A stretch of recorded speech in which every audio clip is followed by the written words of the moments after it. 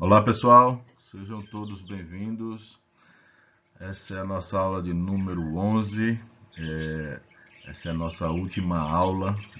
Eu demorei um pouquinho, mas consegui fazer em uma única aula aquilo que estava previsto para ser em duas, né? O tópico de hoje, como vocês já sabem, é trigonometria.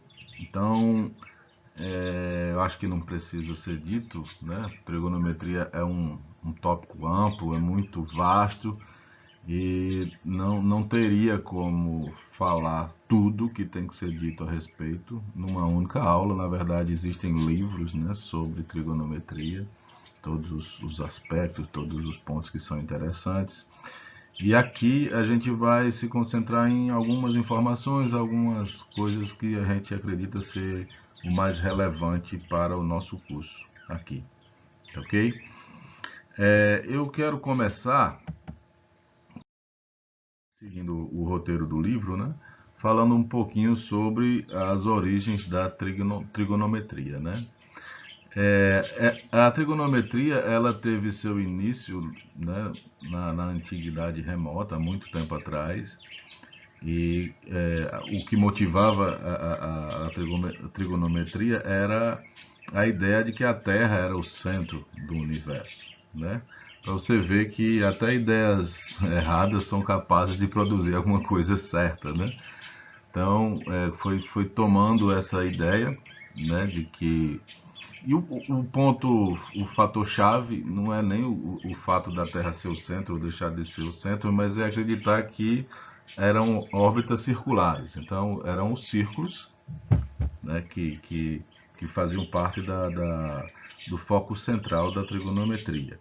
Tá bom? E o que se desejava descobrir, né, calcular, ter uma noção matemática, era como relacionar o comprimento de uma corda. Acho que vocês todos sabem o que é uma corda, né? É uma reta que corta a circunferência em dois pontos, né? Então, esse segmento que une os dois pontos de interseção da circunferência chama-se corda.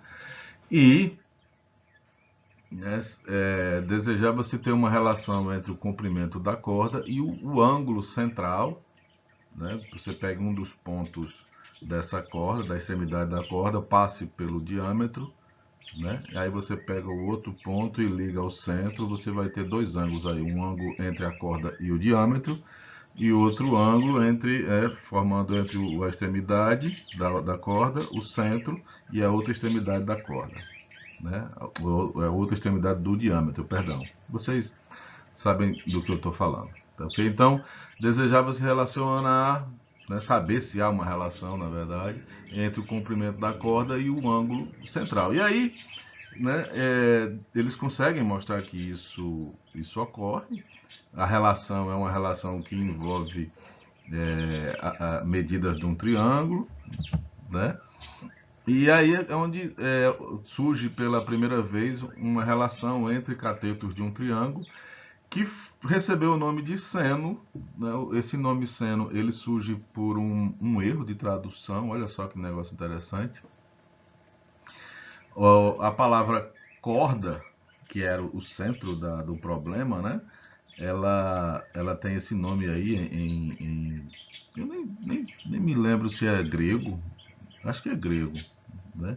Giba, né? Esse J-I-B-A, a pronúncia com certeza não é assim, né? Vocês me perdoem. Só que ao traduzir, a pessoa cometeu um erro lá, em vez de escrever Giba, ele colocou Jaib, J-A-I-B, né? E o Jaib tem um sentido de dobra, concavidade. E aí essa palavra que não era a correta foi traduzida como senos. A tradução de Jaib como senos tá certa, né? Dobra, curvatura. Em latim é seno, sim, beleza, mas traduziu-se outra palavra e não a palavra que era o centro das atenções, que era a palavra giba. E aí ficou e é assim até hoje, né? Chama de seno e chau, tá bom? É, é, a pergunta que talvez valha a pena a gente ir atrás é assim: se tivesse sido feita a tradução correta, né? A palavra certa, né? Giba, qual seria, né? Como seria o giba em latim, né? E como é que nós estaríamos chamando o seno hoje se acaso essa pessoa não tivesse cometido esse erro, né? Mudaria tudo, né, nos dias de hoje, né? Bom, deixa assim, tá, assim nós já estamos acostumados, mas fica aí a curiosidade, né? Então, bom, e aí o objetivo que se tinha era um problema, né, relacionado aos triângulos, e esse problema ele, ele entende o seguinte, olha, num triângulo você tem 6 elementos, são 3 lados, né, e 3 ângulos.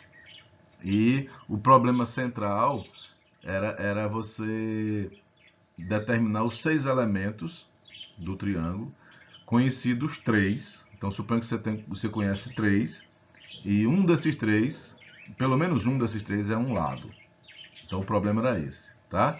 Se eu te der 3 elementos, sendo um deles o lado, você deveria ser capaz de determinar os outros 3. Os 3 estão faltando. É o problema dos 6 elementos relativos ao triângulo. É assim que começa a trigonometria. O problema final, a solução, o ideal, né, seria resolver esse problema aí. Seria como se você tivesse alcançado o sucesso, 100% da tarefa, se resolver esse problema aí, tá bom?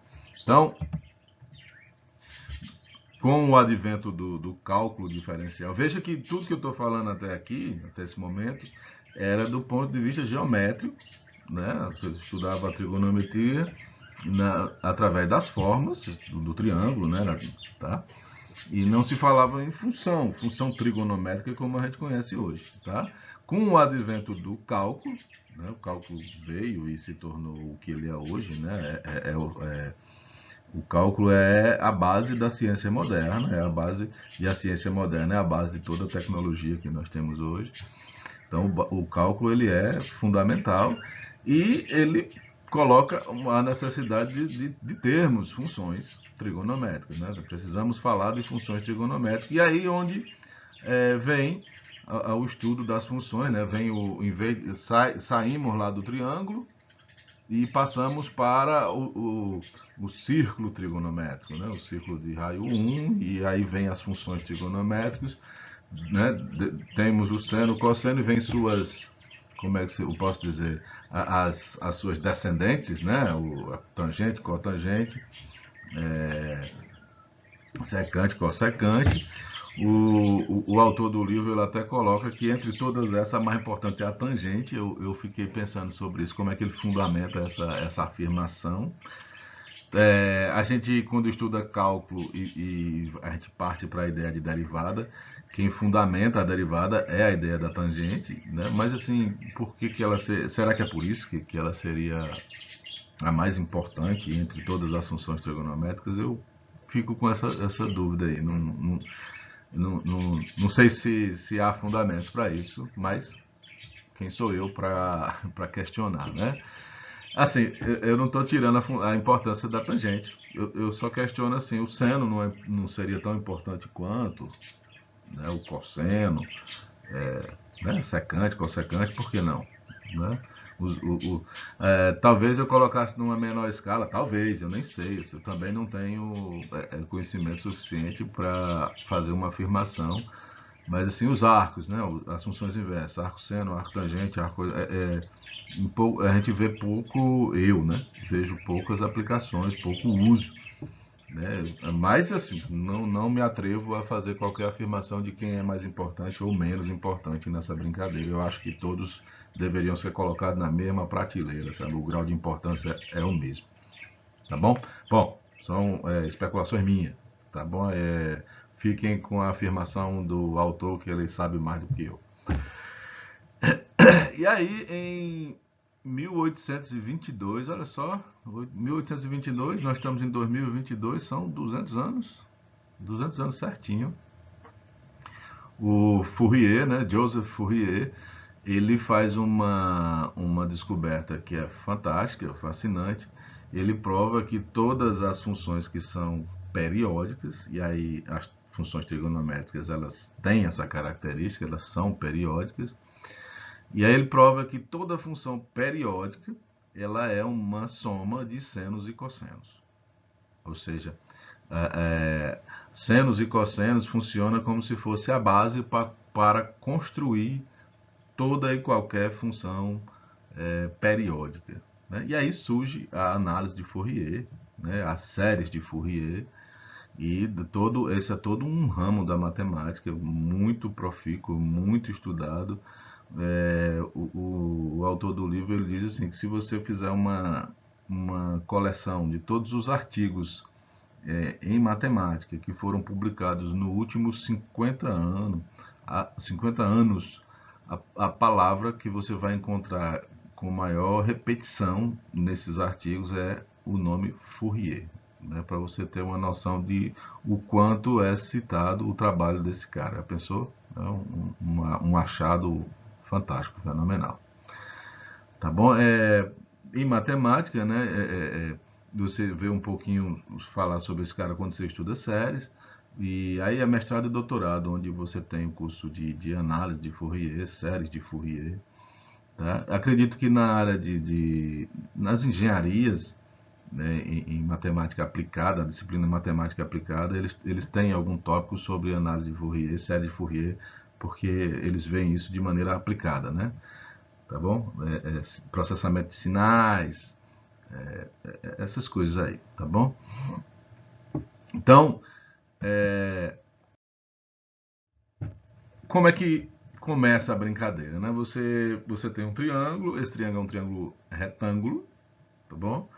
Né? Eu estou botando aí os vértices desse triângulo, né? A, B, C, os lados, aí a gente começa a dar nome aí aos bois, né? Você tem os lados que são adjacentes ao ângulo de 90, né? Eu estou chamando de A e B, e o lado que é oposto ao ângulo de 90 é o que a gente chama de hipotenusa, por isso eu usei uma letrinha H. O livro ele coloca ABC de forma indiscriminada, eu achei por bem, né, começar a chamar a hipotenusa de H, se bem que há um momento lá no futuro onde a gente vai precisar se referir à altura de um triângulo, e aí novamente vem a letra H, e aí eu acho que não gera confusão suficiente para a gente precisar de letras diferentes para altura e hipotenusa. O H ele entra bem aí, não causa, não precisamos de qualquer zelo, mais zelo do que isso, tá bom? E aí, veja, você tem dentro desse triângulo, além nesse momento, né, assim, a gente vai começar a falar sobre ângulos, né? No curso, no ensino médio, em algum momento você começa a falar, antes de falar em trigonometria, você já definiu para o seu aluno o que são ângulos, né? É a abertura né, dois segmentos ligados por um vértice, e aí você fala na medida dessa abertura. Então, aqui eu acho que eu posso falar de ângulos sem precisar mais detalhes. Então, você tem três ângulos internos no triângulo. Você já sabe que a soma desses ângulos dá 180, né? E o ângulo reto aí, que é o ângulo em A, é 90 graus. Tá ok? A gente vai inserir uma alternativa para os graus, que na verdade são os radianos, e a gente vai ficar com os radianos para séculos sem fim, amém? Né? E temos aí os dois ângulos, um ângulo que eu vou chamar de B com um chapéuzinho, que é um ângulo em B, e o ângulo C com um chapéuzinho circunflexo é o ângulo em C. Como a gente sabe que a soma dos ângulos é 180 e um dos ângulos já é 90, significa que os ângulos B e C eles são menores do que 90 graus. Não é assim? E aí é o que a gente chama de ângulo agudo. Tá bom? Então, a trigonometria ela começa aí com essa limitação. Nós vamos nos referir a ângulos, só que os nossos ângulos eles são sempre ângulos entre 0 e 90. Tá bom? Maior do que 0 e menor do que 90. E aí vem a noção de seno. né? O que vem a ser o seno? É a relação entre o ângulo oposto, né, e a hipotenusa. Você vai pegar e dividir o ângulo oposto pela hipotenusa, tranquilo? E eu vou colocar aqui, eu devia esperar um pouquinho mais, mas o cosseno é o ângulo adjacente dividido pela hipotenusa. Veja, você, professor de ensino médio, de ensino básico, eu acho que tem que ter uma cautela nesse momento em que a palavra adjacente ela aparece para uma criança sei lá, 12 anos, 13 anos, 14 anos. É uma palavra nova, não é uma palavra do vocabulário deles. Então, eu acho que você devia parar um pouquinho para dar uma interpretação bacana para adjacente. Então, né, eu travei aí quando eu fui aluno do ensino básico, ensino médio. Quando chegou essa palavrinha aí, sinceramente, o negócio não desceu bem. E eu aconselho que vocês, né, façam isso com calma. Então, adjacente significa ligado a alguém, né? Então, se você está entre pessoas e você fala, ó, a pessoa que está adjacente a mim, então é a pessoa que está ao seu lado. É a pessoa que está, ou ele está do seu lado direito ou ele está do seu lado esquerdo. Né? Nas adjacências, está no seu entorno. Tá certo? Então, quando você pega o ângulo B, que é a nossa referência aí, você tem dois catetos. Né? A hipotenusa sempre é tranquilo de você detectar quem é ela. Né? E aí você tem sempre dois catetos, que é o cateto A e o cateto B. Então, você tem que identificar quem é oposto a ele e quem é adjacente. Então, quando você dá a interpretação de que adjacente significa ligado a, então você tem o cateto A e o cateto B. Quem é que está ligado, conectado ao ângulo B? Tá certo? Aí você vai ver facilmente que adjacente a B é o segmento AB. O oposto a B, Bzão, é o segmento AC. Tá ok? Então, por favor, cuidado, né, com o que vem com essa palavrinha e faça com que seus alunos eles consigam identificar quem é oposto e quem é adjacente. E isso é uma coisa relativa. Então, quando você está falando do ângulo B, quem é oposto? É o cateto AC. Quem é adjacente? É o cateto AB. Quando você vai para o ângulo C, aí oposto, né? Oposto já é o cateto AB. E adjacente agora é o AC. Tá bom? Então é uma ideia que ela é relativa, ela não é uma coisa absoluta, ela depende de quem é o seu ponto de referência, quem é o seu ângulo de referência. No momento que você está falando do ângulo B, um é o oposto, o outro é o adjacente. Quando você vai para o ângulo C, aí inverte as coisas. Tranquilo? Ainda, voltando ao tema origem dos termos, né? É provável que você esteja se perguntando, bom, aprendi qual é o sentido de onde é que vem a palavra seno, é o erro de tradução. E a palavra cosseno. A gente aprendeu que nós temos ângulos que são complementares, não é assim? Então, ângulo complementar é quando o complementar é o que falta para somar 90, não é assim? Então, se você sabe disso, você vai saber que os ângulos B e C são ângulos complementares, tá bom? Então, na época, você ia se referir somente ao seno, não existia o cosseno, não, tá bom? Então, você falava assim, qual é o seno do ângulo B e qual é o seno do complementar do ângulo B. Ou seja, qual é o seno, né? Qual é o seno do complementar de B. Compreende? Então, em vez de falar seno do complementar, então ficou có de complementar, seno. O complementar do seno. O seno do complementar. Tá bom? Então, quando você para, se você olhar assim, então, o cosseno de B, na verdade, é o seno do complementar, né? Estou repetindo várias vezes. Então, o cosseno de B é o seno do C.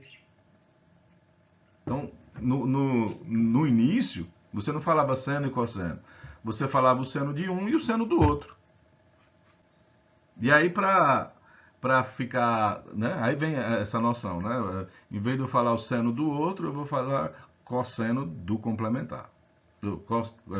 Seno do complementar, e aí vira só cosseno de B. Beleza? Eu não sei se eu fui claro, tá? Mas é daí onde surge a palavra cosseno, né? Complementar do seno ou seno complementar. Show? Então, veja só. A primeira. Aí a relação fica A sobre H, né? B sobre H, se a gente ficar só com as letrinhas.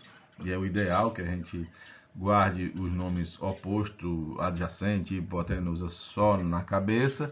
E na hora de ir para o papel, você use as letrinhas que são usadas, né? Na sua notação. Show? Uma primeira observação é o seguinte, olha, imagine que você tenha dois triângulos, esses dois triângulos sejam semelhantes, tá? E aí, vocês sabem o que é semelhantes, né? Se você pegar e definir o seno ou o cosseno do ângulo B, B chapéu, né? Tá bom? Nos dois triângulos, antes de fazer isso, você lembra aí do teorema, se eu não me engano, o teorema de Tales, né? Que estabelece a proporcionalidade entre os lados. Né? Então, se você pegar quaisquer dois pares respectivos, né? E dá para você estabelecer uma regra de 3. Então, por exemplo, o lado, o cateto A está para o A', perdão, o cateto A está para a sua hipotenusa, assim como o A' está para a sua hipotenusa H'. Tá? Desculpa aí a cacofonia, né? Mas muitos matemáticos fazem isso de propósito, né? O H' para virar H'. E aí, se você perceber, né? A sobre H é o seno, né? Cateto oposto sobre a hipotenusa, do ângulo B no triângulo ABC. E a linha sobre H' é o seno do mesmo ângulo B para o triângulo A'B', C'. O que nos leva à conclusão de que a ideia de seno, ela não está presa ao triângulo, ela não pertence ao triângulo. Tá bom? Ou seja, ela pertence à abertura. Como a ideia é justamente para que você tenha uma medida de abertura, né? O ângulo ele mede a abertura e seria estranho assim que você tivesse uma medida relativa a esse ângulo que dependesse de um triângulo, tá? Então veja, o seno ele depende somente dessa abertura, somente do ângulo, ele não depende do triângulo. Isso é bacana, isso é interessante. Então ele não está preso ao triângulo onde ele foi definido, ok? Tá bom? Isso vale para o seno, vale para o cosseno também e vale para as demais funções que a gente vai ver lá, trigonométricas, né? Que a gente vai ver mais na frente. Beleza? Uma primeira dedução, que a gente poderia dizer assim, imediata, né? É a identidade trigonométrica fundamental. O livro chamou de relação fundamental. Eu conheço como identidade trigonométrica fundamental e aí eu resolvi manter o nome com o qual eu conheço. Perdão aí se vocês conhecem com outro nome, mas isso não tem importância. Veja, como você tem um triângulo retângulo, o teorema de Pitágoras ele é imediato. Então, o cateto A ao quadrado mais o outro cateto B ao quadrado vai dar a hipotenusa ao quadrado. Isso, né? Aí, nesse mesmo triângulo, você aprendeu agora há pouco que o seno de B é o cateto oposto pela hipotenusa, o cosseno é o cateto adjacente pela hipotenusa, e aí você, né, como o ângulo ele é independente do triângulo e tal, você pode estabelecer o seguinte, olha, o A é H vezes o seno, e o B é H vezes o cosseno. leva isso para dentro do Teorema de Pitágoras,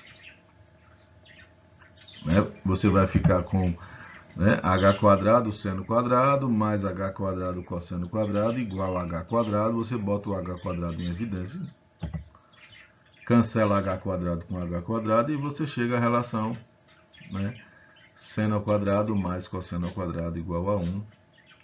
Em princípio, da forma como está aí, seria válido somente para ângulos agudos, né? A gente fez uma demonstração com base num triângulo retângulo, né? E aí esse B tá amarrado ao nosso triângulo, então seria válido para ângulos entre 0 e 90.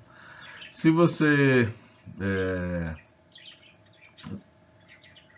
colocar para 0, você testar aí com 0, você vai ver que vale. Se você testar com 90, você vai ver que vale. Então, a gente pode ampliar para ângulos entre 0 e 90, incluindo 0 e incluindo o 90. Tá? Mas, por enquanto, é só. Tá bom? Seguindo adiante,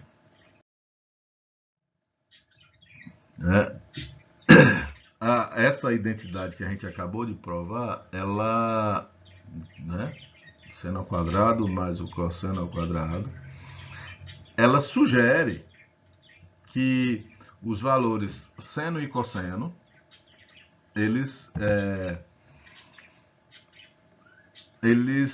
estão, de alguma forma, eles são coordenados, eles estão sobre um círculo de raio 1, né?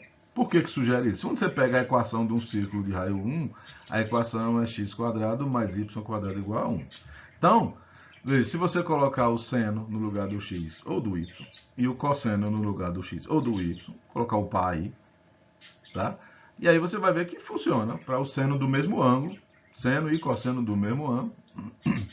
E aí, quando você pega pares x e y que obedecem a essa equação, significa que esses pares estão sobre o círculo de raio 1. Então, se o seno e o cosseno obedecem, significa que o par seno-cosseno está sobre um círculo de raio 1. E aí é onde surge a ideia de estudar a trigonometria agora não mais num triângulo retângulo, tá certo? E passar a estudar no círculo trigonométrico, que é o círculo de raio 1, tá bom?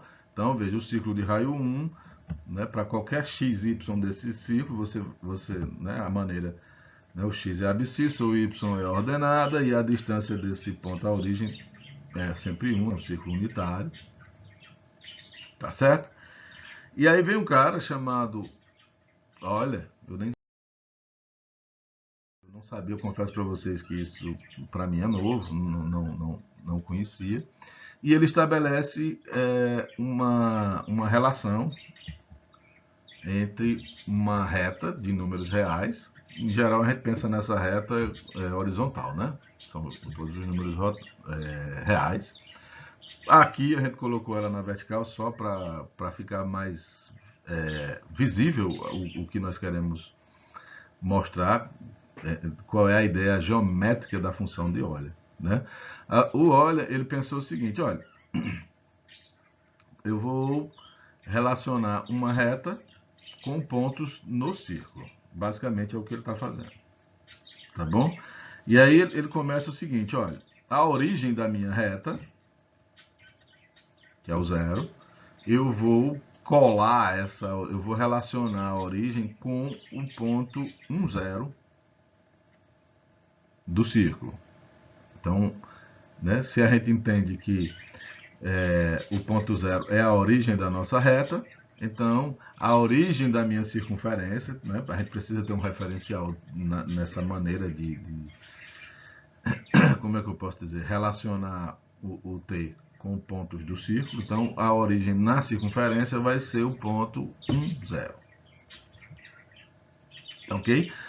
Olha só é assim porque o Euler fez assim. Você poderia, né? Eu não gosto do ponto 1, 0. Eu vou estabelecer o ponto de origem como sendo o ponto 0, 1, né? O ponto que está lá no topo do círculo, lá no eixo Y. Poderia. Não tem problema nenhum. Fez-se assim de início e ficou assim até hoje. Tá bom? E é assim que a gente faz até hoje. tá bom? E aí, veja, para um t qualquer maior do que zero, você vai levar, né, você vai pegar o comprimento de arco do mesmo tamanho, t0, e onde for parar, você coloca lá, né, a imagem do t0. Para um número negativo, t1, você vai levar a mesma coisa. Pega sobre o círculo, no mesmo comprimento, t1, né, e aí estabelece a posição, a imagem do T1. Então, a maneira bem óbvia de se entender isso é como se você estivesse enrolando a reta no círculo. E aí é óbvio que a reta ela é infinita nas duas direções, nos dois sentidos, e aí essa reta vai dar várias voltas, ok? Então, essa função né? Aí o livro ele faz todo um conjunto de comentários e observações a respeito da função que eu achei muito maçante. Vocês leiam lá e tal. Mas em outras palavras, o que ele tá dizendo, o que ele diz lá é que a parte positiva da reta vai dar voltas no sentido positivo, né? E aí sentido positivo para a gente é o sentido anti-horário, é o sentido contrário aos ponteiros do relógio. A parte negativa da reta vai dar voltas na circunferência no sentido negativo, tá bom? Aí no sentido negativo é o sentido do relógio, do ponteiro do relógio. E você vai ter essa maneira de enrolar, você vai ter vários pontos da reta que serão levados no mesmo ponto. Então, é uma maneira de dizer que essa função é periódica. O período dela é 2π, né, o comprimento da circunferência, porque 2π, uma circunferência de raio 1, né, tem comprimento 2πr, o r é 1, então 2π. Então, quando você pegar o t0 no ponto 2π, tá certo? Ele vai coincidir com o zero. No ponto 4π vai coincidir com o zero, então você está dando voltas completas. Então, é uma função periódica de período 2π, e assim é que funciona a maneira de... ainda não estamos... vamos dizer assim, que até esse momento a gente aprendeu só a enrolar a reta, relacionar pontos da reta com pontos do círculo. Ok? E aí, uma primeira pergunta que surge é o seguinte, veja, qual a medida dessa abertura aí do ângulo alfa quando eu colocar o ponto E de T sobre a circunferência, tá bom? Estou chamando a atenção só porque isso explica, se ainda não tiver claro, o porquê do raio 1 na nossa circunferência, tá bom? Poderia ser um círculo de raio qualquer? Poderia. Agora veja só, né? A gente já tinha a relação fundamental. A relação fundamental ela já sugere que o círculo, né, que a gente faça um estudo em cima do círculo de raio 1. Beleza? Agora veja, sobre o círculo de raio 1, olha só uma vantagem que vai ser bacana, que vai ser legal, que é o seguinte, olha, se você fizer uma relação entre ângulo, que é essa abertura que a gente ainda não aprendeu a medir, não temos uma medida para ela, tá certo? E o arco da circunferência, tá? Você vai perceber que são duas grandezas que estão diretamente proporcionais. Tá bom? Aí você volta lá para o teorema da proporcionalidade que a gente estudou, né? Você vai, né? Nem precisa, porque é bem óbvio você perceber. Né? Quanto mais eu aumento o ângulo, mais eu aumento o arco. Quanto mais eu aumento o arco, mais eu aumento o ângulo. E segue uma mesma proporção. Né? Eu acho que fica claro ver isso. Tá certo? E aí, a gente poderia fazer uma pergunta assim. Então, tem como a gente estabelecer uma relação entre um ângulo alfa e um arco T. Tá bom? Por que eu estou colocando o T? Porque quando eu coloco a posição do E de T, o comprimento desse arco é justamente T. Né? Não é assim? Foi feito o que a gente falou agora no slide anterior. Então, qual é a medida desse ângulo se eu souber qual é o comprimento do arco? Aí eu vou colocar aqui para vocês de forma assim, o arco completo é 2πr, o R é 1, mas eu vou deixar o R aí por enquanto sem dizer que é 1, no final a gente coloca, traz ele para 1, tá? E o ângulo de uma volta completa, eu vou deixar assim. Por que eu estou escolhendo deixar assim? A gente tem duas maneiras de referir a ângulo, né? Assim, a gente, a gente pode se referir a ângulos em graus e pode se referir a ângulos usando os radianos, tá ok? E eu quero deixar evidente por que a medida em radianos ela é a medida natural, ela é a medida bacana de ser usada, tá bom? Então, eu vou deixar aqui assim, não fiz a escolha. Como é que eu vou dizer uma volta completa? Se eu vou dizer essa volta completa em radianos ou se eu vou me referir a essa volta completa em graus. A gente vai, no final a gente vai ver como fazer, qual a escolha, né? A gente vai decidir juntos, tá bom? Então veja, como isso aí segue são grandezas diretamente proporcionais, eu posso aplicar então uma regra de 3, né? E aí o alfa, que é a medida que eu quero aprender a medir, vai ser o valor de uma volta completa multiplicado pelo t dividido pelo 2πr. Tá bom? Aí, olha só, as duas coisas em conjunto atuando juntas, tá bom? Se você colocar aí que o raio é 1, embaixo vai ficar só 2π, tá bom? E se você usar que o comprimento de uma volta completa, né? Eu tenho duas opções, né? Eu posso dizer que uma volta completa ela é 360 graus, que aí seria utilizar graus. Show? Ou eu poderia dizer que a volta completa é 2π radianos. Tá certo? Então, veja que se você colocar 360, a medida alfa vai ficar assim, olha, 360t dividido por 2π. Né? Essa seria a sua medida do ângulo alfa. Agora, se você for pelo outro caminho, eu vou escolher medir a volta completa em radianos. Em radianos ficaria assim, ó,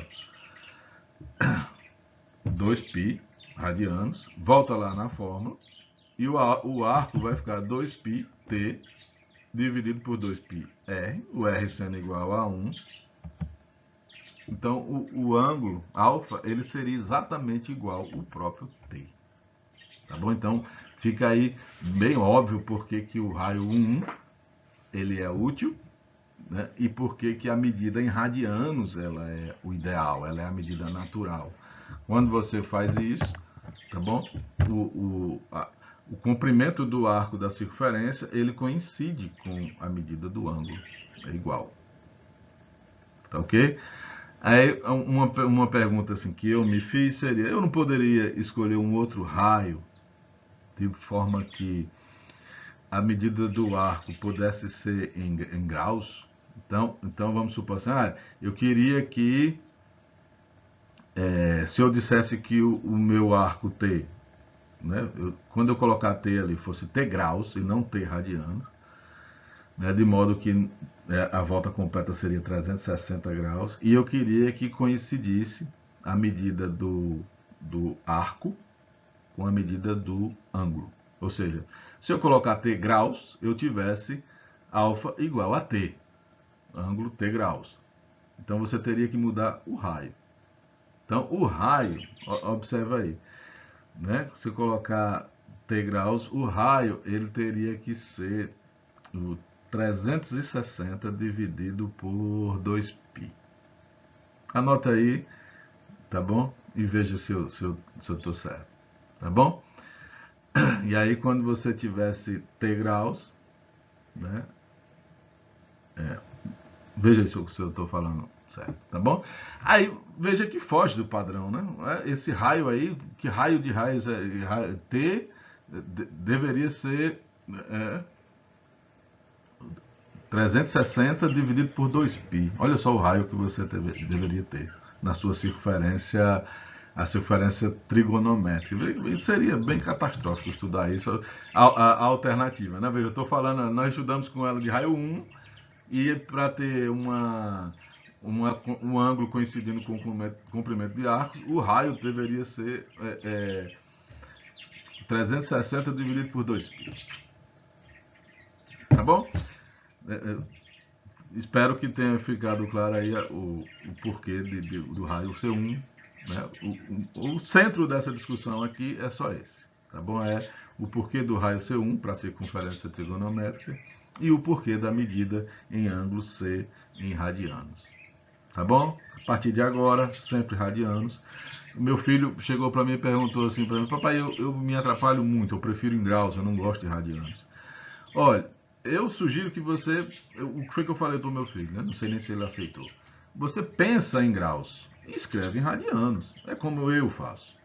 Tá bom? Eu penso em graus. Quando eu pego o ângulo reto, eu não penso em π sobre 2, eu penso 90. Uma volta, meia volta, 180. Só que eu penso 180 e escrevo π. Eu penso 90 e escrevo π sobre 2. Eu penso 45 graus e escrevo π sobre 4. 60 π sobre 3. 30 π sobre 6. Então, assim, é como se você pensasse de um jeito e escrevesse do outro. Pensa em português e escreve em inglês. Pensa em inglês e escreve em português. Tá? É uma tradução imediata, tá bom? É assim como eu faço. E aí, veja, o ponto E de T, ele é um ponto sobre a circunferência, né? Ele tem coordenadas x e y, e o x e o y, ele é um seno ou um cosseno, tá bom? Então, a partir de agora, o x é o cosseno e o y é o seno. Aí, uma pergunta que seria natural também é, por que não o contrário? Porque o x não é o seno e o y é o cosseno. Tá bom? Então, nós queremos que toda a trigonometria que foi estudada lá no triângulo, ela continue sendo válida aqui. E aí, veja, se você trocasse, né, o x fosse o seno e o y fosse o cosseno, quando você calcular o cosseno de zero, o E de zero, né? O E de zero ia ser seno zero, cosseno zero, né? Eu estou trocando. E aí não coincide com o ponto 1, 0. É somente por isso, entendeu? A escolha é cosseno seno, porque quando eu calcular a imagem no zero, você vai ter o ponto 1, 0. E o sentido de percurso, quando você calcular, por exemplo, o E de π sobre 2, você vai ter o ponto 0,1, ou seja, você está se percorrendo o círculo no sentido anti-horário. Tá bom? Então, é por isso que é cosseno seno e não seno cosseno. Ok?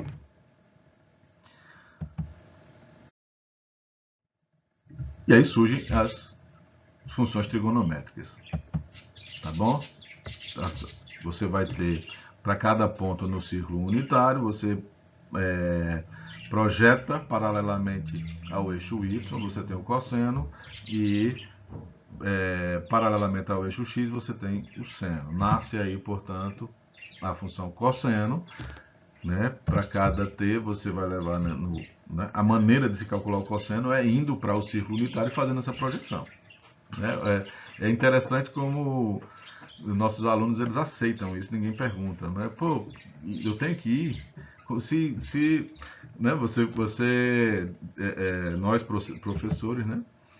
O que a gente faz a gente passa uma casquinha de banana para eles, né? Assim, olha, como é que calcula? Você vai lá para o círculo, beleza? Aí a gente faz uma tabelinha, a gente passa um tempão danado explicando os valores, uma tabela trigonométrica para ângulos entre 0, 30, 60, 90, né, 45, combinações desses ângulos e tal. E aí, de alguma forma, o aluno se convence de que você ensinou ele a calcular quaisquer ângulos. Mentira, mentira, mentira. Né? Se você pegar, por exemplo, o seno de 7, não sai por nenhuma tabelinha que você tenha E aí o aluno pergunta para você como é que calcula. Aí você vai lá e mete na lata. Usa a calculadora. Né? Só que, como é que a calculadora faz? A calculadora tem um círculo trigonométrico lá dentro dela? Não tem. Né? E aí eu vou voltar para um tema que eu já falei anteriormente. A calculadora faz usando séries.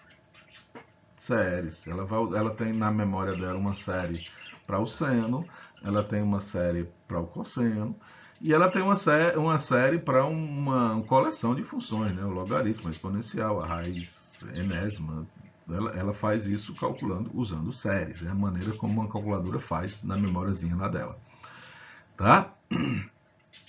Então, veja, seria interessante levar isso para o seu aluno, sabe? Mesmo que ele não saiba o que é série nem nada, mas você deixa claro que assim, a calculadora ela não tem uma, uma, uma caixinha uma bolinha de cristal lá dentro que bota o número e sai a resposta, né? Não é assim. Tem um conceito matemático dentro dela que é estudado também no nível superior, tá bom? Bom, uma coisa que fica claro, usando o ciclo trigonométrico, é que a imagem, tanto da função seno como cosseno, varia entre -1 e 1. Tá bom? É uma função periódica, todas duas, tanto o seno como o cosseno. E aí você explora o gráfico, você mostra lá que o gráfico né, é o que a gente chamou de senoide, o gráfico da função cosseno é igual também, é igual o gráfico da função seno deslocado. Tinha que ser, né? Porque o cosseno é um seno, né, o seno do complementar, então o gráfico tinha que ser o mesmo. Né? Na verdade, seno e cosseno é a mesma função, uma está deslocada em relação à outra, né? São duas ondas, vamos dizer assim. Tudo bem? Então, não vou fazer a exploração dos gráficos e né, equações envolvendo seno e cosseno, isso fica na parte. Vou colocar uma coisa aqui que o livro não colocou, que são as demais funções decorrentes da função seno e cosseno. Então, veja, usando o mesmo seno, o mesmo círculo trigonométrico que a gente usou no slide anterior, né, você trace aí uma reta, né, vertical, passando pelo ponto 1, 0, tá certo? E aí você projeta a linha que sai da origem até o ponto E de T, tá? Você continua ela, né, até que ela cruze com a reta vertical que a gente acabou de traçar. Esse ponto que você encontrou aí, né, a medida desse segmento que sai do eixo Y até bater nesse ponto é o que a gente vai chamar de tangente, tá bom? Tangente do mesmo ângulo T. Observe que você tem nessa imagem dois triângulos que são semelhantes. Eu vou tentar aqui me referir. Para não deixar muito tumultuado o desenho, eu devia ter colocado os vértices, né? A, B, C, A, linha, B, C, não coloquei. Aí vocês vê se vocês conseguem me acompanhar, tá bom? Você tem um triângulo que começa na origem, vai até o ponto que determina o cosseno e até o outro ponto que é o E de T, ou seja, um triângulozinho menor. Você tem um outro triângulo maior que começa, né, o vértice na origem, vai até o vértice que é onde está o 1, que é o ponto 1, 0, e segue até o ponto onde é a tangente, é o triângulo maior. Esses dois triângulos, eles são semelhantes, concordam? Então dá para a gente estabelecer uma relação de proporcionalidade entre os lados desse triângulo. Então eu vou estabelecer uma relação entre o cateto maior do triângulo maior com o cateto menor, ou maior do triângulo menor. O cateto maior é tangente, o cateto maior do outro é o seno. Então, tangente está para o seno. Aí agora eu vou pegar o cateto menor do triângulo maior, que é o 1, e está para o cateto menor do triângulo menor, que é o cosseno. Tá bom? E aí você estabelece, portanto, que a tangente é o seno sobre o cosseno. Essa medida ali é tão simplesmente a divisão do seno sobre o cosseno. Nasce, portanto, uma nova função, que a gente vai chamar de tangente. Perceba que Assim, eu posso pensar na tangente para quaisquer ângulos, mas como a gente pensa em inverter a função no futuro, para que ela seja inversível, né, a gente limita o ângulo entre menos π e π. Tanto o π como o menos π não entra, porque no caso aí não teria interseção entre as duas retas, né? O ponto E de T, né? A reta projetada seria vertical também, e aí não teria na tangente, não existe, né? Nos pontos menos π e π. Tranquilo? Né? O domínio dessa função fica limitado aos intervalos onde o cosseno zera, né? O cosseno zera intervalos de menos π até π, então você tem que pegar um intervalo, né, de comprimento 2π, né? A escolha do menos π até π é porque fica centrado na origem, mas você pode escolher qualquer outro intervalo de comprimento 2π entre valores que zeram para a função cosseno. Né? Veja, o problema do cosseno zerar é que ele aparece embaixo dessa divisão, então são valores proibitivos. Show? Continuando aí nessa brincadeira, eu posso fazer a mesma sequência de passos, agora pensando numa reta horizontal. Projeta novamente a reta, né, do E de T. Esse ponto aí, que a gente vai chamar cotangente de T, é a medida do segmento que vem desde o eixo Y até o pontinho da cotangente, tá? Esse comprimento aí. Novamente, você tem dois triângulos semelhantes, né? Um maior, um menor, e você vai fazer relação de proporcionalidade entre os lados. Então, se você pegar a cotangente, ela está para o cosseno, assim como o 1 está para o seno. E aí, a cotangente vem a ser o cosseno sobre o seno. Nesse caso, veja, eu posso pensar em ângulos entre 0 e 2π, excluindo 0, excluindo 2π, porque nesse caso a retinha que liga a origem ao E de T seria vertical, seria horizontal e não teremos interseção, tá? Novamente, o problema aqui no domínio são os pontos onde o seno zera. Você tem que escolher um intervalo entre dois pontos que zera o seno de T, por isso que é 0, 2π, ou 2π até 4π, 4π até 6π e assim sucessivamente, tá? Fazendo essa escolha, você tem a função cotangente inversível. Se você não quiser inversível, aí você pode desenhar, né, de menos infinito até infinito. Você vai ter ela periódica e, né, nesses pontos aí a função simplesmente não existe. São os pontos de descontinuidade. Né? É bem óbvio que a cotangente é o inverso da tangente. Elas estão relacionadas. Ok? Por Bom, continuando na mesma brincadeira, você vai agora traçar uma reta que é tangente à circunferência, só que essa tangência agora é no ponto E de T, tá bom? E aí, veja, o segmento sobre o eixo Y, que vai dar origem até essa bolinha, onde está marcado o cossecante, é a medida da cossecante. O segmento que sai da origem sobre o eixo X até a bolinha do secante é a medida da secante, ok? Aí nós vamos fazer, observe que esse ângulo aqui, tá bom? Ele é igual ao ângulo T,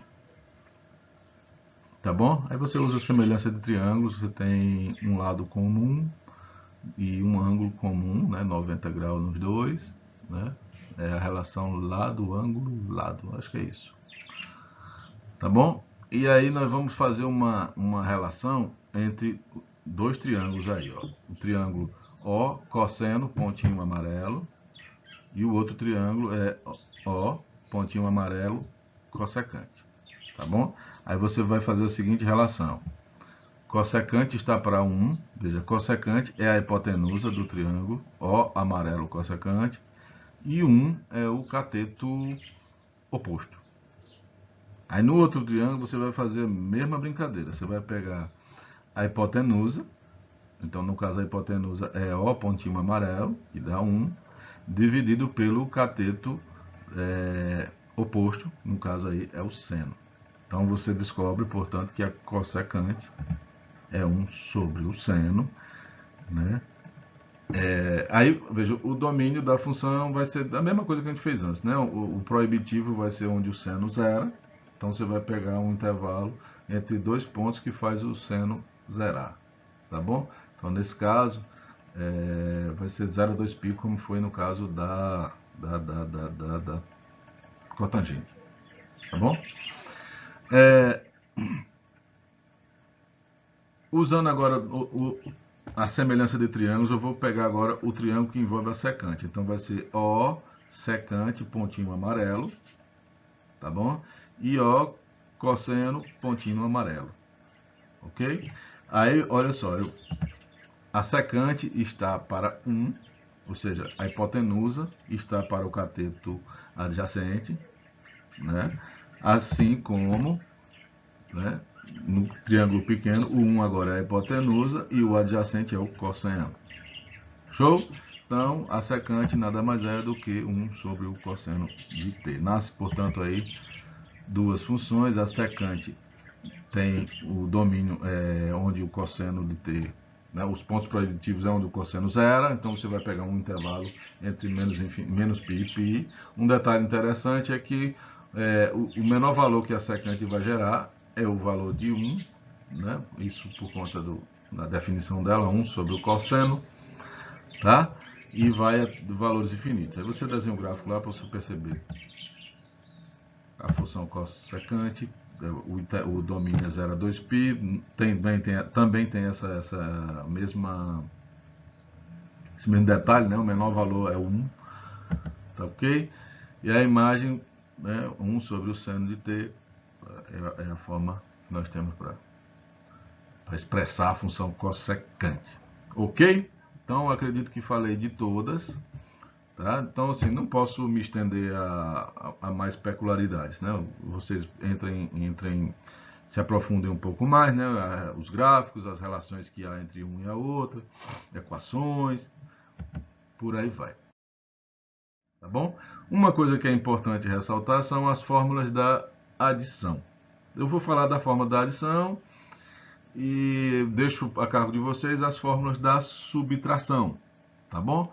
E eu vou deduzir uma apenas, que é a fórmula para o cosseno. A fórmula para o seno ela fica como uma consequência do cosseno, da fórmula do cosseno. Então, veja só.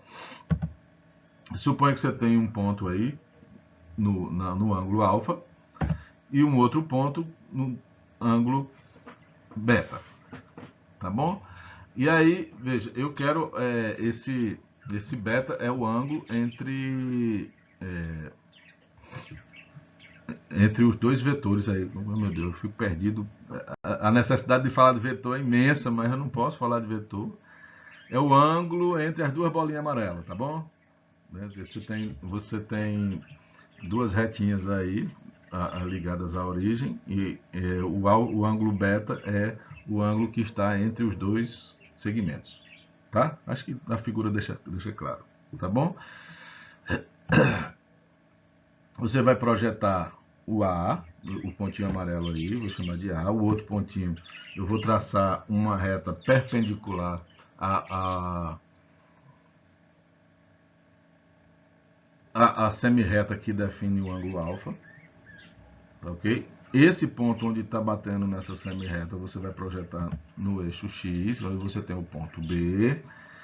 Onde bateu, ali eu vou criar uma reta horizontal, vou chamar de A', B'. Me acompanha aí, por favor. Tá?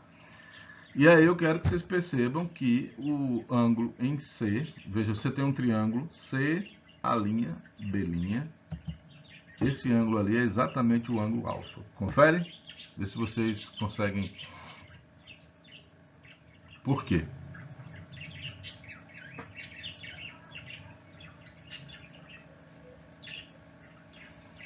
Vou deixar aí como exercício para vocês me dizerem o porquê que esse ângulo alfa, porquê que esse ângulo aí é o mesmo ângulo alfa do triângulo O, B', B.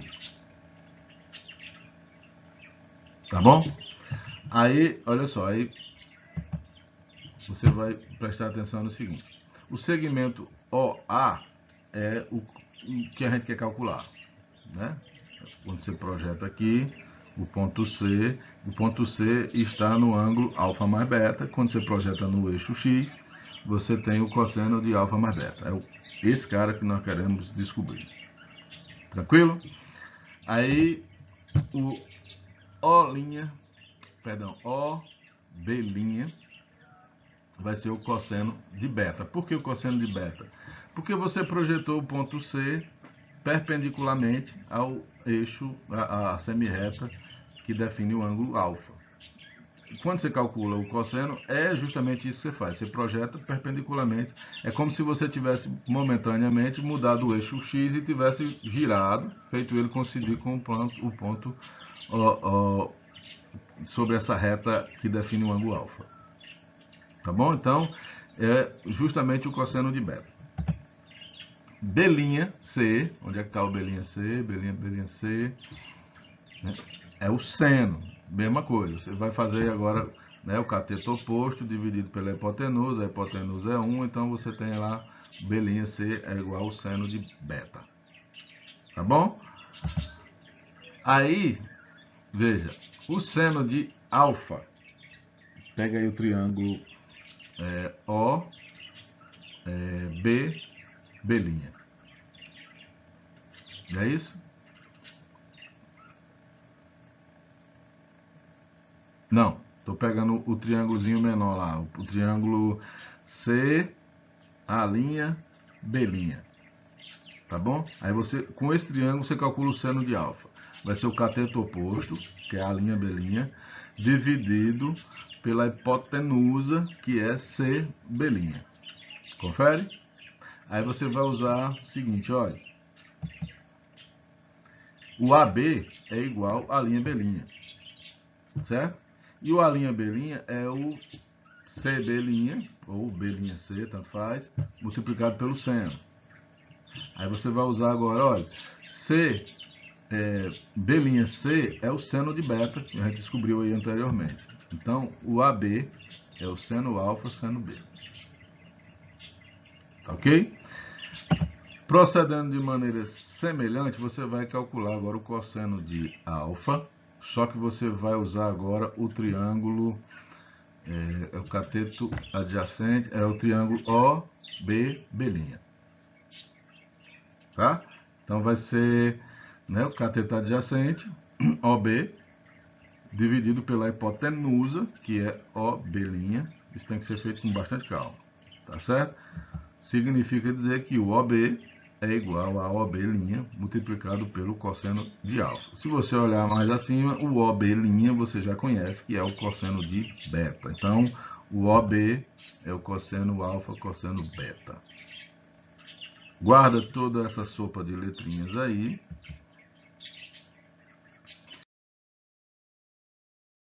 E aí perceba que o OB é igual a OA mais AB. Aí você volta lá, né? OB é o cosseno de alfa mais beta.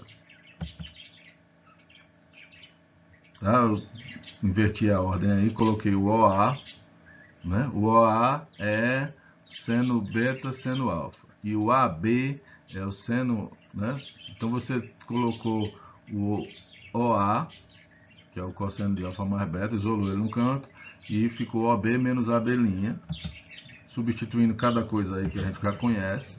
Significa, olha, o OA é cosseno de alfa mais beta, o OB é cosseno beta, cosseno alfa, cosseno beta, AB é seno alfa, seno beta. Né?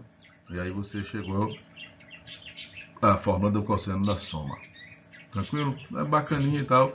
Eu estou devendo só a explicação que eu deixei como exercício do porquê que aquele ângulozinho ali é o alfa. Né? Vocês devem estar mais ágeis do que eu, vão saber explicar aí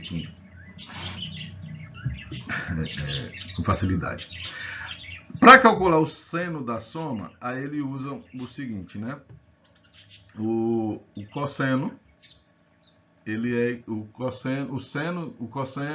seno de um ângulo é igual ao cosseno do seu suplementar, né? Ou seja, o cosseno de alfa, o seno de alfa é igual ao cosseno de π menos alfa. E aí você usa a fórmula do cosseno novamente e você vai chegar à conclusão de que o seno de A mais B é igual ao seno alfa, seno beta, mais seno beta, cosseno alfa. Tranquilo? Por favor, tenham paciência comigo, muito detalhezinho. Tudo isso aí está feito lá no livro com bastante cuidado, com bastante zelo. Eu peço que vocês, né, vejam lá com calma. Tá? E aí, as fórmulas da subtração, você pode obter aí de imediato, trocando beta por menos beta nas duas. E aí você usa, né, a informação de que você vai precisar lembrar somente que o cosseno é uma função par e o seno é uma função ímpar. Quando você trocar beta por menos beta, aí as fórmulas da subtração saem de imediato, usando o seu conhecimento a respeito da, né, cosseno é par e o seno é uma função ímpar. Tranquilo? Deixo as fórmulas da diferença para vocês. Uma aplicação que o livro coloca, né, que é talvez assim, eu demorei para perceber onde é que ele queria chegar, né, sobre a utilidade do que ele está colocando aí. Então, veja só. Primeiro ele quer demonstrar essas fórmulas em uso. Tá bom? Então, você começa, ele faz uma demonstração lá completamente, como é que eu posso dizer, para mim avançada demais. Coisa avançada demais parece mais mágica do que conhecimento. Então eu preferi seguir de um ponto assim onde você vai notando onde as coisas vão surgindo, como é que elas vão aparecendo, tá bom? Então veja, o cosseno de 2 beta, né? Beta é um ângulo aí qualquer, é o cosseno de beta mais beta. Aí você pega a fórmula da soma do cosseno e aplica. Isso aí vai ficar, né, cosseno A, cosseno B, né? Vai ficar cosseno beta menos seno beta, seno beta. So, aí você vai usar a relação fundamental, né? O seno ao quadrado mais cosseno ao quadrado é igual a 1. E você vai trocar esse seno quadrado aí por 1 menos o cosseno ao quadrado. Joga tudo aí nessa sopa, você vai chegar à conclusão que, né, você tem 2 vezes o cosseno ao quadrado de beta menos 1. Tranquilo? Até aí? Aí você vai pegar novamente a relação fundamental. E nessa relação fundamental você vai colocar o cosseno ao quadrado em evidência. O cosseno ao quadrado, isso. Cosseno ao quadrado em evidência. Quando você fizer isso, vai ficar, né, cosseno ao quadrado multiplicado por seno ao quadrado dividido por cosseno ao quadrado mais 1 igual a 1. Eu coloquei o cosseno ao quadrado em evidência do lado esquerdo. Beleza? Aí você observe que esse seno ao quadrado por cosseno ao quadrado é a tangente ao quadrado. Tá bom? E aí você vai pegar esse cara que está entre parênteses e vai passar para o outro lado dividindo. Então você chegou à conclusão que o cosseno ao quadrado de beta é 1 sobre a tangente ao quadrado de beta mais 1. Tranquilo? Você vai pegar esse cosseno ao quadrado e vai trazer ele de volta para a forma que a gente obteve para o cosseno de 2 beta. Substitui tudo isso lá. Você vai ter, né, o cosseno de 2 beta é 2 vezes o cosseno ao quadrado de beta menos 1. Traz o cosseno ao quadrado de beta que a gente encontrou em função da tangente. Vai ficar com 2 sobre tangente ao quadrado mais 1 menos 1. Faz aí né, o MMC e tal. Isso aí vai ficar 1 menos tangente ao quadrado dividido por 1 mais a tangente ao quadrado. Né? Essa é a primeira forma que ele deduz aí para o cosseno de 2 beta. Tranquilo? Aí agora a gente precisa o seno de 2 beta. Então você vai fazer um truque mais ou menos parecido com o que eu fiz, né, na relação trigonométrica. Você vai colocar agora um cosseno, é equivalente a multiplicar e dividir pelo cosseno, tá? Do lado direito. Tá? Multipliquei e dividi, tá? Então, um dos cossenos eu coloquei junto com o cosseno que já tinha e o outro está embaixo, então ficou seno beta dividido por cosseno multiplicado por cosseno ao quadrado. Esse seno sobre o cosseno é a tangente. Então você tem aí 2 vezes a tangente multiplicado pelo cosseno ao quadrado. E aí eu vou usar o cosseno ao quadrado que eu já tinha encontrado antes, né? Que é 1 sobre a tangente ao quadrado mais 1. Então, você ficou com 2 tangentes dividido por 1 mais tangente ao quadrado de beta. Ou seja, conseguimos provar o que ele fez lá, né? Que é escrever o cosseno e o seno em função das tangentes. Tá bom? Veja, eu vou prosseguir um pouquinho mais. Né, vou fazer com que esse 2 beta vire um alfa. Então, para isso acontecer, eu vou chamar beta de alfa sobre 2, substituo ali em tudo, e aí você vai ficar com, né, essa é a fórmula da, né? Aí, veja, o que eu ganhei em escrever o cosseno e o seno de uma maneira tão catastrófica, assim, tão complicada dessa forma. Olha só, se você pegar esse desenho aí, né? Marca esse ponto B, é um ponto qualquer sobre a circunferência de raio 1. Aí você vai ligar esse ponto B para o ponto A, tá? O ponto A é o ponto menos 1, 0. Ok? Aí, se você pegar o ponto B e ligar para a origem, né, você vai ter um ângulo alfa. Aí a gente tem um teorema, né, sobre das cordas, que diz que o ângulo central é 2 vezes o ângulo que está na borda.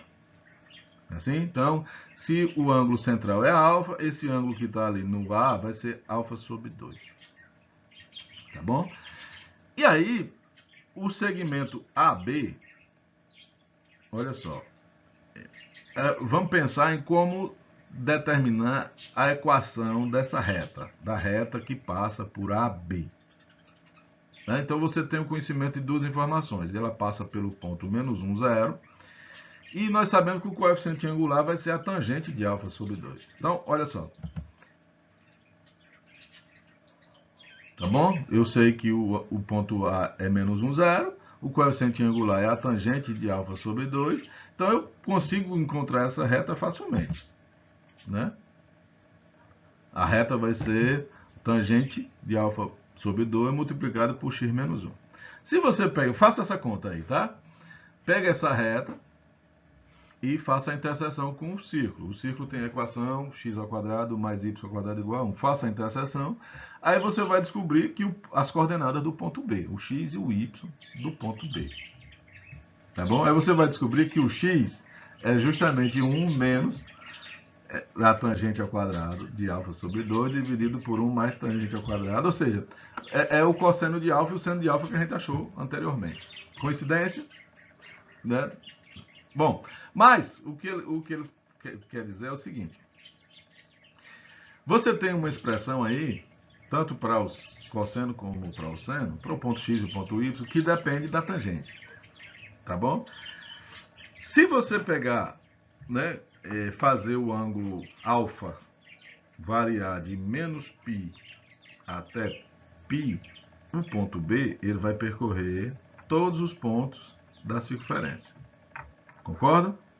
Né? À medida que você vai variando o ângulo alfa, o ponto B vai percorrer todos os pontos da circunferência. Tá ok? Então, para você fazer isso, né, quando eu vou mudando o alfa, eu vou mudando a tangente de alfa sobre 2. Agora, veja, quando você faz o alfa andar de menos π até π, você vai fazer a tangente de alfa sobre 2 percorrer todos os números reais, do menos infinito até o mais infinito. Tá bom? Então você poderia pensar o seguinte, olha, nessa expressão aí, o tangente de alfa sobre 2 é a variável. Então, chama isso aí de x, por exemplo. Tá bom? Então, a tangente de alfa vai percorrer todos os números reais. Então, se você trocou o tangente de alfa sobre 2 por x, significa dizer que esse x vai ter que percorrer todos os números reais. Então, troca isso aí por x, né, onde você tiver tangente de alfa sobre 2. Então, você vai ter duas expressões que são racionais. Ou seja, se você colocar números racionais para os valores de x, você vai ter expressões completamente racionais. Você tira a irracionalidade do que pode acontecer aí. Ok? Aí, olha só, né? Quando você troca a tangente de alfa sobre 2 por x, olha só como é. Reescreve isso aí, vai ficar 1 menos x quadrado dividido por 1 mais x quadrado. Essa é a abscissa. O y vai ficar 2x dividido por 1 mais x quadrado. Tá certo? E esses pontos, né, a depender, né, independente do x que você escolha, eles são pontos sobre o disco de raio 1. Então, o que está sendo dado para você aí, hoje não tem utilidade nenhuma, mas assim, eu estou mostrando para você como descrever, como calcular os pontos de um disco, todos eles sendo racionais. Tente responder para mim agora. Assim. Não entendi não, professor, o que o senhor quer dizer. Como é que você faria o gráfico de um disco de raio 1? Então você tem que gerar os pontos, não é assim? Do disco. Como é que você calcula esses pontos? Como é que você encontra esses pontos? Aí tente responder sem calcular seno e cosseno. Ou qualquer outra função trigonométrica. Percebe? Não tem como. Não tem como. Toda vez que você vai desenhar os pontos de um disco, você tem que usar alguma função trigonométrica para fazer isso. Para calcular, e você vai ter que calcular os senos e cossenos. Essa fórmula aí que tem na sua tela, ela te dá uma maneira de você calcular os pontos de um círculo, tá bom? Sem calcular seno e cosseno. Tá? E o melhor, se você escolher o x racional, os pontos que você vai ter, tanto a abscissa como a ordenada, ambos serão também racionais. Tá certo? Essa é a aplicação imediata que hoje não tem assim vantagem nenhuma, porque você, se eu tiver que fazer o desenho, eu boto o computador fazer, ele não se importa de como vai ser feito, tchau. Ele sabe calcular seno e cosseno. Mas pense nisso há, 200 anos atrás. Como é que alguém fazia o desenho, gerando pontos, assim, numa tábua de calcular, na mão, não tinha calculadora, né? E mesmo que tivesse, sua calculadora não sabia fazer seno e cosseno, tal. Então, como é que eles faziam? E eles faziam, tá bom? Então, uma resposta para como faziam, tá aí na sua tela, era desse jeito aí. Ok? Professor, mas o senhor falou que eu poderia calcular seno e cosseno usando série. Sim, eles poderiam também fazer isso. Mas imagine você, né, eu quero fazer um desenho desse círculo, eu quero fazer minimamente aí, vou usar 100 pontos. Né? Aí você imagine 100 pontos significa 200 vezes você vai calcular, né? São duas coordenadas, x e y, então 200 vezes você vai ter que usar a série para calcular, né, os pontos desse círculo. Isso 100 pontinhos. Tá bom? Então fica aí a utilidade seria essa, né? Uma forma racional de se calcular os pontos sobre um círculo. Ok? É uma parametrização racional que chama. Continuando aí, né? Para finalizar a nossa brincadeira, a lei dos senos e lei dos cossenos. Olha só, pegue um triângulo qualquer, tá bom? Eu coloquei aí a base alinhada com, né, na horizontal, mas não precisa, isso aí é só para facilitar a visualização. Peguei um outro triângulo, não, perdão, aí a gente vai fazer o seguinte, pega o ponto A, projeta ele sobre a base BC, isso aí a gente vai chamar de altura, H, a distância de B até P eu vou chamar de X, e a distância de P até C eu vou chamar de A menos X, tudo isso porque BC tem comprimento A. Tá ok? Faça essa mesma coisa para um outro triângulo, estou colocando aí um triângulo, se eu não me engano, é acutângulo, né? E só para mostrar que o que eu vou fazer vale para um triângulo nos dois formatos, tanto faz. Tá bom? Então você pega a linha, a base BC com a horizontal, projeta o A, né? Daí você vai ter a altura, né? A distância de P até B eu vou chamar de X, tá certo? E aí, observa o seguinte, olha. O teorema de Pitágoras, ele me permite dizer o seguinte. Olha para o triângulo ABP nos dois. Tanto no triângulo de cima como no triângulo de baixo. Olha onde é que tá os triângulos ABP. Então, tanto na figura de cima quanto na figura de baixo, o C é a hipotenusa, né? Então, ao quadrado vai ser o H quadrado mais X quadrado, nos dois triângulos. Tá bom? Aí, olhando agora só para o triângulo de cima. Tá bom? Aí você, no triângulo de cima, analise o triângulo APC. A, P de pato, C. Né? É um triângulo retângulo, a hipotenusa agora é o B, tá? Então, usando o teorema de Pitágoras de novo, B quadrado é igual a H quadrado mais A menos X quadrado. Você desenvolve esse produto notável, vai dar A quadrado menos 2AX mais X quadrado. Eu vou agrupar o H quadrado com o X quadrado. Tudo isso porque o H quadrado mais X quadrado é o C quadrado, conforme a gente deduziu na primeira equação. Tá bom? E né, eu pretendo no futuro trocar esse H quadrado X quadrado por C quadrado. Mas antes de fazer isso, eu quero eliminar, né, a ideia é eliminar a ocorrência do X em todas as ocorrências do X aí. Tá bom? Então, quando você trocar H ao quadrado mais X quadrado, vai embora um do X e fica o outro, né? O que aparece aí como menos 2AX. Aí perceba o seguinte, olha. Se você calcular o cosseno de beta, né, no triângulo AB de bola, P de pato, né, o cosseno vai ser o cateto adjacente, que é o X, dividido pela hipotenusa, que é o C. Significa que o X é o X é C vezes o cosseno de beta. Então você traz esse X, troca o X por C cosseno de beta, né? Tá aí. Então, H quadrado mais C quadrado mais X quadrado, você troca por C quadrado e chegamos à formulazinha final, né? Que é B quadrado é igual a C quadrado mais A quadrado menos 2AC cosseno de beta. Triângulo de cima. Faça essa mesma brincadeira com o triângulo de baixo, tá bom? Aí veja, no triângulo de baixo, você vai ter, né? Aí o triângulo vai ser o triângulo AP de pato, C. É o APC, do mesmo jeito. O que muda é que o lado PC agora ele é x mais A. Aí você vai usar o Pitágoras novamente, né? B quadrado é igual a H quadrado mais, né, o x mais A quadrado. Desenvolve o produto notável, tá? Agrupa aí o H quadrado mais o x quadrado e você vai usar novamente o cosseno do ângulo em B. Só que o ângulo em B, eu quero me referir ao ângulo, veja que é o ângulo externo ao triângulo ABC.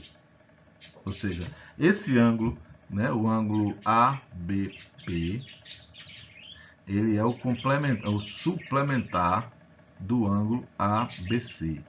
Ou seja, ele é igual ao ângulo π menos B. Se você entende que o ângulo B é o ângulo interno ao triângulo ABC. Show? Aí você vai usar o cosseno da diferença, cosseno da diferença. Você vai trazer, né, que o ângulo, o x vai ser C cosseno de, né, usar a fórmula do jeito que a gente fez na outra, tá? O cosseno de π menos B é o cateto adjacente, que é o x, dividido pela hipotenusa, que é o C. Então, isola o x, né? X vai ser C vezes o cosseno de π menos B, traz ele para a fórmula, e em seguida você vai usar o cosseno da diferença, né, aplicado ao cosseno de π menos B. Então, isso aí vai ficar C quadrado mais A quadrado menos 2AC cosseno de beta, ou seja, chegamos à mesma fórmula. Essa fórmula que você tem aí é o que que a gente conhece como lei dos cossenos. Ok? Olha só, uma coisa que é preciso que fique claro é você pode a escolha do lado é sua. Né? Eu coloquei o lado BC na horizontal. Você poderia ter colocado o lado AC na horizontal, o lado AB na horizontal. Então, essa escrita aí, ela não é válida para um lado específico. Então, você escolhe um lado, então ficou assim, B quadrado, aí no outro lado vai ter tudo que não é B. Então, tem o C quadrado, tem o A quadrado, 2AC cosseno de beta. Perceba que o ângulo que aparece é o ângulo oposto ao lado que você está referenciando. Então, se eu estou escrevendo a lei dos cossenos a partir do B, então o ângulo que vai aparecer lá dentro da fórmula é o cosseno de B. Eu poderia escrever essa mesma a lei dos cossenos para o ângulo, tomando como referência o ângulo, o lado AB. Então, se você usar como referência o lado AB, então a escrita ficaria assim, C quadrado é igual, aí você pega os outros dois lados, B quadrado mais A quadrado menos 2AB cosseno, aí você vai pegar o ângulo oposto ao lado C, que é o ângulo Czão. E assim vale. Tá? A lei do cosseno ela não tem um referencial, você pode usar, o referencial quem dá é você. Entendam o que eu estou dizendo por referencial. Né? Eu tomei como ângulo, perdão, como lado que está apoiado no lado base, o lado BC. Mas você poderia escolher qualquer lado. Show? Usando ainda a mesma figurinha aí, eu vou agora me prender somente a isso, mas é válido também para qualquer triângulo. Aí, olha só, o triângulo APC, certo? Aí você calcula o seno do ângulo C, o cateto oposto dividido pela hipotenusa, aí você vai chegar à conclusão que H é B vezes o seno. Pega o triângulo APB, tá bom? E aí você vai fazer novamente, né? O seno do ângulo B é o cateto oposto, que é o H, dividido pela hipotenusa, que agora é o C, isola o H, você vai ter que H é C vezes o seno do ângulo B. Eu vou, né? Iguala esses dois H, faz aí o cruz credo, né? Traz o B para um lado, o C para o outro, você chegou à conclusão que o seno de C sobre o Czinho é igual ao seno de B sobre o Bzinho. Passa agora uma outra altura, né? Eu vou projetar o ponto B na direção do lado AC, perpendicularmente, né? Uma outra altura que eu estou chamando de H'. Faz essa mesma brincadeira, agora com o ângulo C, tá? Aí o cateto oposto vai ser H', dividido pela hipotenusa, que agora é a A. Né? Aí pega o triângulo BAQ, novamente calcula o seno do ângulo A, cateto oposto pela hipotenusa, né? Então vai ficar o H' dividido pelo C, e aí você conclui que o H' é C vezes o seno de alfa, igual a H' com H'.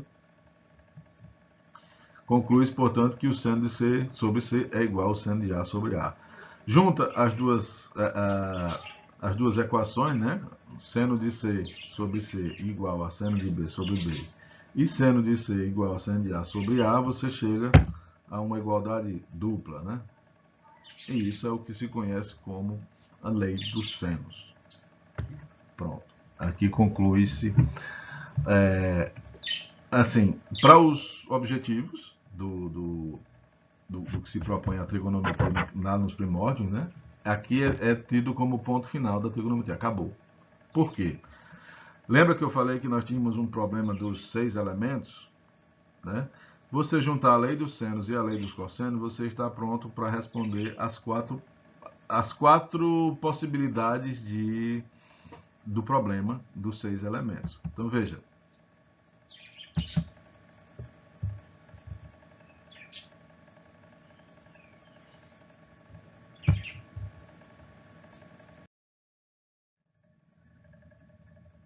O primeiro, né, suponha que você tem os 3 lados. Né? A ideia era sempre você conhece 3 informações, sendo que no meio dessas 3 você tem um lado. Pelo menos um lado é informado. Então, você pode ter os 3 lados e a pergunta seria, portanto, quem é o A, B e C, os ângulos. Né? Então, se você tem os 3 lados, você usa a fórmula da lei dos senos e descobre um dos ângulos. Né? Aí você tendo os 3 lados e um ângulo, aí você usa a lei dos senos, e aí você descobre o outro ângulo, tendo, né? E aí você vai usando, tá? O livro descreve lá detalhadamente, mas é simples. Aí você vai usando em conjunto uma e a outra, as duas formas, a lei do seno e a lei dos cossenos.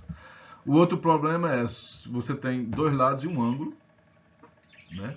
E aí o que você precisa saber é qual seria o outro lado e quais seriam os dois outros ângulos.